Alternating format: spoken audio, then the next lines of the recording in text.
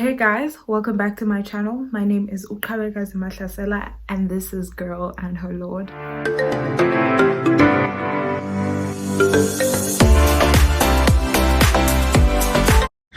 Before we start off with anything, I just want to admit something to you guys. I have a little bit of a speech issue where I don't enunciate what I'm saying. So I just roll on the words. I know what I'm saying. And also, it's not even a thing. I can't even look you in the eye. That's how shy I am today. Like, if I speak really fast, you won't hear what I'm saying. So that's the reason why I speak at this pace. In order for you to kind of gauge what I'm saying, because if I speak fast, I'm very excited about today's video because it's something that I think we all need to hear. Doesn't matter if you're a boy or girl or non-binary. I think the things that I have to say could come in really handy. Today, I'm making a video about the 8 things I wish I'd known as I entered my 20s as a Christian person. I hope you guys are excited to hear about these 8 things as I'm excited to kind of share them with you. Thank me later because this is gold. So we're gonna start off with something a bit more, materialistic. The root of all evil. We're talking about money and finances. Honey, when you reach your 20s, being broke is not okay anymore. It feels like a literal illness. You will have headaches, your back is gonna hurt, you might be a little depressed because of the fact that you don't have money. You're just going to struggle with like not having money. And at some point in your life, you won't have the means to have money. So you're in a position where you're very helpless. And it's not a nice position to be in. Being broke while you're a teenager is kind of sad. But it's one of those things where it's like you don't expect to have money. So you're just like, when you do have money, it's a, oops. I don't know, maybe some of you are rich kids, so you can't relate. But back in the day when I had money, it was just like, once off thing, I'm gonna go and live my best life. And then not having money was like the normal state in which I existed. But when you're in your 20s, you have learned to be a little independent and you know how to do things for yourself, and you have the use for imali beyond just those short-term things and spoils that you can get for yourself. Another thing about the issue of not having money being such a depressing topic is because you are at a point in your life where you are socially independent, emotionally independent, and mentally independent. But you still need to be financially dependent. And those things kind of clash with each other because you feel in your life that at this point in my life, I am in control of everything else. Surely I need to be in control of this section of my life as well. The biggest tip that I could give you as a Christian woman, which I learned personally, is to give your finances to God, right? You start prioritizing God in your finances while you have none. The whole thing of tithing has been a really on and off issue for me because I'm not that smart with money. I'm a spender. I'm a finisher, punisher, call again. I'm that child. I genuinely enjoy spending money. Spending money makes me happy. And I had to learn that that is not the life that God has in store for me in terms of my finances. And if I don't learn to be a bit more money literate at this point when I have little, I will be a mess when I have much. And I'm planning to have much. I don't know where it's gonna come from, but I want much. So the things that we can do is involve God in our finances and ask God to guide us in the right direction with what to do with our finances and to handle our finances in a way that praises the Lord. So this goes with learning what's important and what isn't, what time you spoil yourself, when to not do that, learning self-control when it comes to spending money, learning to prioritize and do what you need to do, and also going further and learning on how to save, learning how to invest and how to make your money work for you, and also learning how to use your money in a way that pleases the Lord, because that's where it comes from. So you can be blessed with much more. Learn to handle the bare minimum. We won't be broke forever. No ways. No. Not me, at least. Maybe you. Not this girl. No. Number 2, your body changes. And I don't mean in the sense of puberty, because at the age of 20 or in your 20s, you're way past that. But internally, guys, I don't know how to explain this, right? And I'm not I'm not a scientist. I don't know how it works, but I know what it feels like because it's happened and it's happening with me. So when you reach your 20s, personally as a woman, something inside just shifts, like that motherly instinct thing kicks in full force. You want to take care of people, you want to love on people, you want to be in closeness is something that your feelings, you have them when you're 20. I don't know, for me, like, I've always been able to suppress those things and always been like, we move. But I've never cried in my life like I've cried in my 20s, and I'm only 23. So you can imagine how hectic things become. And with all of these things that are happening internally, the need and the yearning for a life partner or a companion is amplified. If you thought that in your teens you were like, some other boyfriend, at this point in your life, you're just like, I just need something solid, something that will stick around for a long time. I'm a very chilled girl, very simple. I'm not asking for much. Don't bring me drama.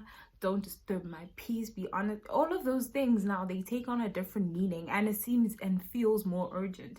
And this is also because with your, how could I call it? Like, if you thought that abstaining and being celibate was hard, sis, it's about to get lit. With this area of our lives, I found that it's important to bring all of these urges that you're having as you're growing older and all of these desires that you have to the Lord, and just be like, God, I feel like I want a baby. I don't want to get one and not be prepared for one. I don't want to get one in a context that is outside of what you have planned or created this whole family unit to be. I don't want to fall into temptation, so deliver me, just bringing it to God and proving that, listen, I am aware of this thing that is going on, but I don't want to go about it the way that everyone does. I want you to tell me what to do. I want you to tell me how to cope. I want you to tell me where to put my focus on. I want you to keep me grounded in this area of my life, because I don't want to be doing things by accident. I love kids, but I don't want to have one by accident. And in order to maintain that and to keep that, you just need to be like honest with the Lord and just be like, this is what is happening within me. This is what I'm struggling with. And I need you to make it stop or to make it bearable so that I may be able to stand underneath this temptation, child. Number 3, your integrity is going to be compromised, and it is up to you to always tell the truth. This is important because as you meet people and you go about your life, you don't want to be that person that was never truthful, never honest, not reliable, and all of those things, because that will take a toll on your reputation, your character, and your credibility. So when you're at this point in your life, you can't afford to be making big character mistakes or big integrity mistakes, because they're going to cost you more now than they would have ever done before. Because before you were a child, now you're an adult, you should know better. So always choose to do the right thing. If not for God, then do it for your future, bruh. Like, I think doing it for God should be good enough, but some people need extra convincing, I guess. But your integrity is everything. Your word is everything. And every time you find a flaw in your character when it comes to your integrity, be quick to correct it. Don't wait until people see it. We're all human. We all have like shady things about us, like things where you're like, yo, trust me, I know I'm this girl right here. And sometimes I look back and I'm like, how could you do that? How could you say that? And sometimes it's just like, I didn't even notice that it was so bad.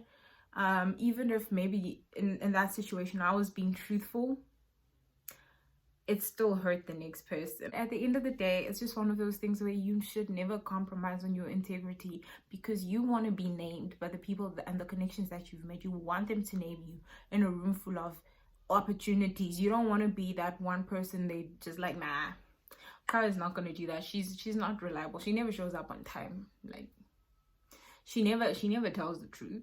She just she doesn't deliver on time. So no, let's try someone. You want or when they're speaking in a room and they're like, we need this skill and we need someone that's going to do this, for someone to vouch for you and say, well, see, I know just the person who's perfect for this, and actually be right about it. Number 4, which is really important, everything, listen to me carefully, your 20s, all of them, from 20 to 29, everything is going to start looking like what you prayed for. And this is where you need to have God's spirit of discernment. Like, you need God to help you out so that you know what is from him and what isn't. I promise you. I personally think that the main cause of this is urgency, right? And the fear of failure, which a lot of people have. When we grow up, we have these plans and we're just like, I want to be rich, I want to have this car, I want to have this wife, I want to have these kids, I want to have this house, you know, and we're just going at it like, oh yeah, I'm 16, this is what I want, and this is what I wanted, 18, and then 20, and now I'm 23, and I just finished my undergrad, and things are not happening in the time that I set out for myself, because yes, God has a plan, but we got a plan of our own, don't we? So I gave myself a cap of 25 to be a millionaire. And I'm 23 and I have 120 in my account. It's urgent now. It's real. And any opportunity I see that's gonna bring me closer to the plan and make it happen in the time that I have decided it should is gonna entice me. And every prayer that I've made before, that Lord, please grant me a job that's going to get me to where I need to be. Lord, please grant me a spouse that's going to support me and be in a partnership with me as we go through this life thing. I promise you, when something comes at a point when you're close to your deadline and it looks like what you prayed for, you're going to jump at it. And that's not the best decision. God has a plan, and his time frame does not match with ours. You're lucky if it does. It's important to keep reminding ourselves that yes, this is what I want. Yes, this is what I expect God and I've prayed for, and I'm believing in God to actually do for me. But at the same time, also have that thing at the back of our mind that not everything that looks like it might be it. Even if I see it, I'll take it to God and just be like, God, this is what I'm seeing. What are you saying about this? You know, guys, please, right? Please, please, please, always, even if it looks like what you prayed for, consult with God. Just a second. Just, are you sure? Is this okay? Sure. Simple. Tying into everything looking like what you prayed for, and also the urges that our bodies are pushing us towards as we get older. You have never had to guard your heart more now than you ever did before. Because at this point, relationships, connections, and every other thing that of sentimental value or of emotional value hurts as much. I don't know about anyone else, but things have a deeper meaning as we get older compared to way back then. At this point in time, I need to know who my bridesmaids are. I need to know who my circle is. And any form of like childish betrayal or just like people that are not genuine, I do not need it in my life, because I'm trying to build something. And as I'm trying to build, it's important for me to guard my heart from the things that could be setting me back. You can't build and someone takes a brick away, because I was okay.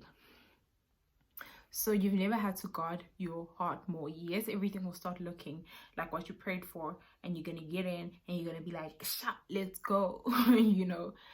And then you realize along the way, no, this is actually hurting me. This is breaking me down, you know, because with the expectation that this is what I prayed for, we're more likely to open up more than we would if we didn't trust that this is an answer to our prayers.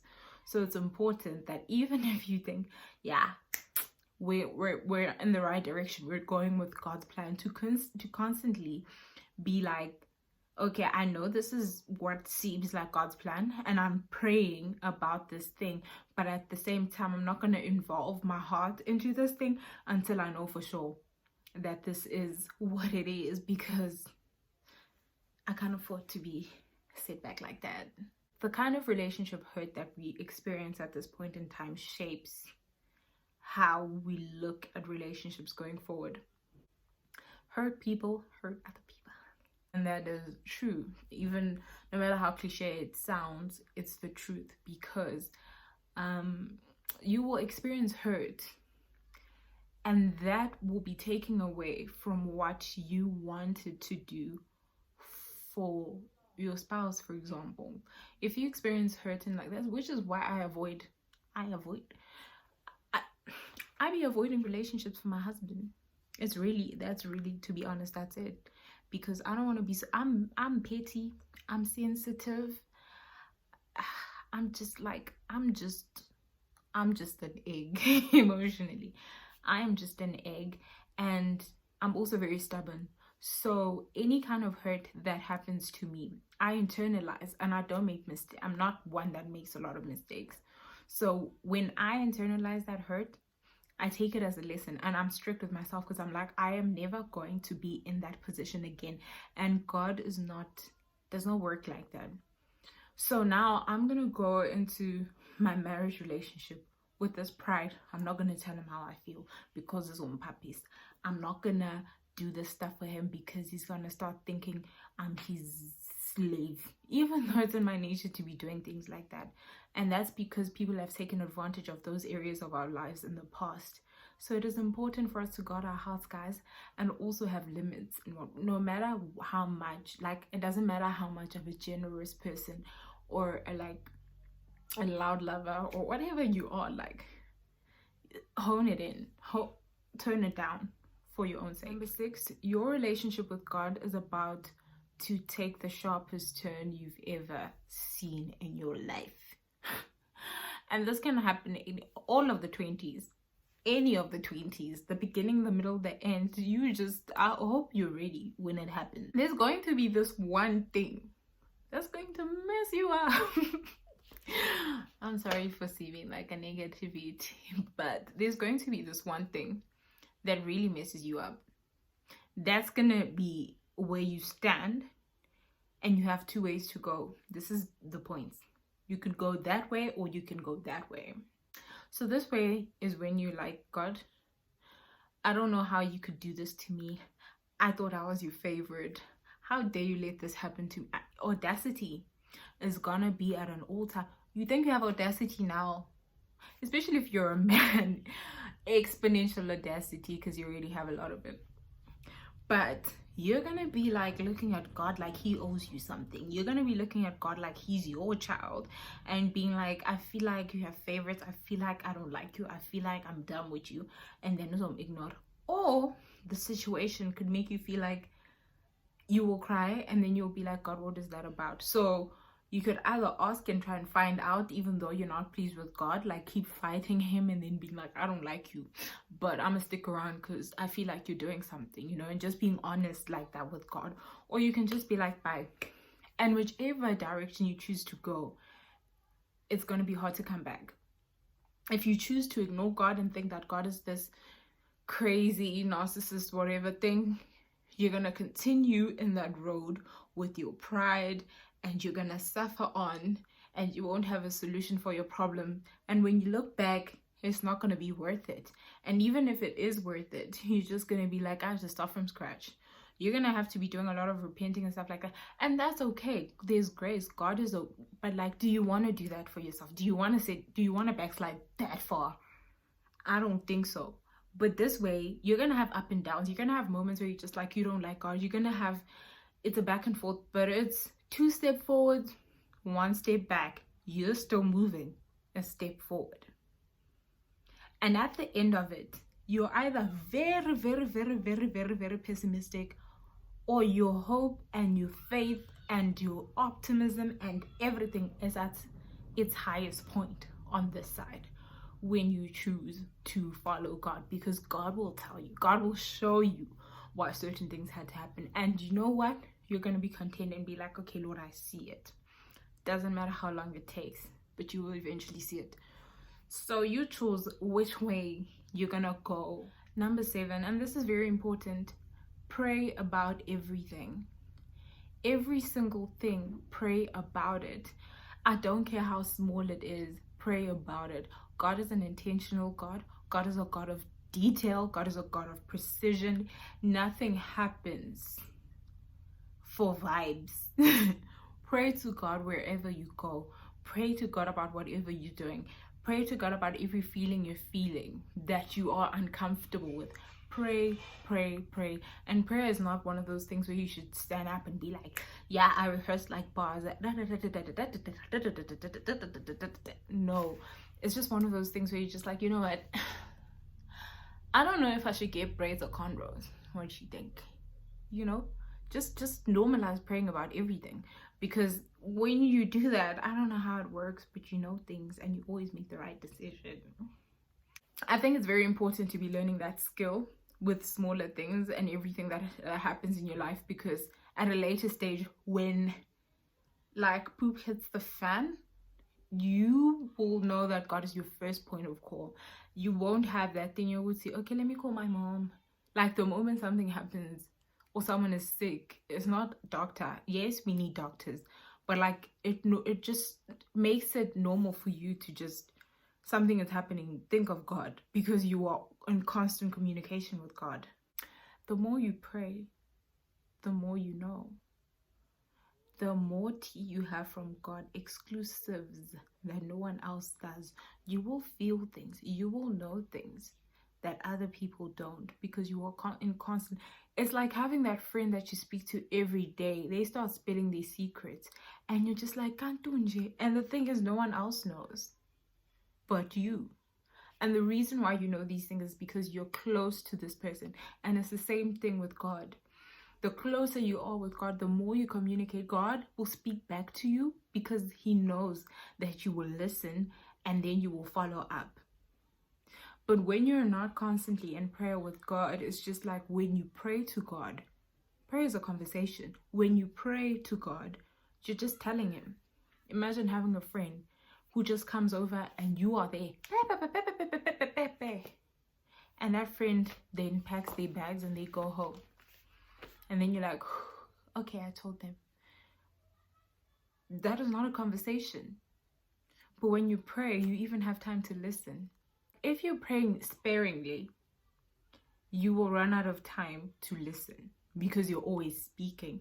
But if you pray all the time, you will make a habit of praying and you will say everything you want and be done. And all that's left to do is listen. And you will hear from God in those moments. I encourage praying about everything. Please pray about everything. Thanks. And the last tip to tie everything together, please prioritize your spiritual life. I spoke about prayer in length, but all in all, prioritize your spiritual life. Find a time in the day in which you spend time with God. It is very important. It's as important as eating, drinking water. You know how they say if you don't drink water for 3 days, you're gonna die. Your spirit is also that important. And its death is not physical, so you're never gonna feel like, yeah, now it's the end, now I'm underground. But you will be at the pit, the bottom spiritually, and you will know, and you won't find a way to get yourself out. And it'll take forever. I'll tell you right now, when you normalize speaking to God and paying attention to God and just giving him your time and just involving him in your life on a day-to-day basis, it's so easy to tap into his peace. It is so easy to tap into his joy because you don't have to struggle. You know how to. When things happen, they don't knock you as hard anymore. Because you know where the fix is, you know where the remedy is, and you can go straight to it. You don't have to go around in circles. You don't have to go through the phases of asking why me, why the, you know. That's why you will function when things come. Yes, I'm a very emotional person. Yes, I've been knocked to my knees once, but I'm never gonna let that happen again. Do you think? No, because through that, my relationship with God got that much better. Gang signs better. And it's a matter of life and death. That's how important it is. Another thing about keeping and prioritizing your spiritual life, you will stay grounded because you are constantly reminded about how you're not in control, because God is a humbler. You will constantly be humbled, and you will see who's who, and you will see in a day-to-day life how much you actually need God, and you will stay in your lane, and you will avoid a lot of things that are going to cause you harm, because you know who's who, you know who does what, you know he's better than you, he makes decisions that are better than you, and that's just on that. Anyway, I hope you guys really enjoyed this video. I enjoyed making it, and I hope you took some nuggets of wisdom and you can apply them to your life. Please give all of these things a thought and really work on them with God as you go along, and prioritize them, and meet like just know what, yeah, you know what.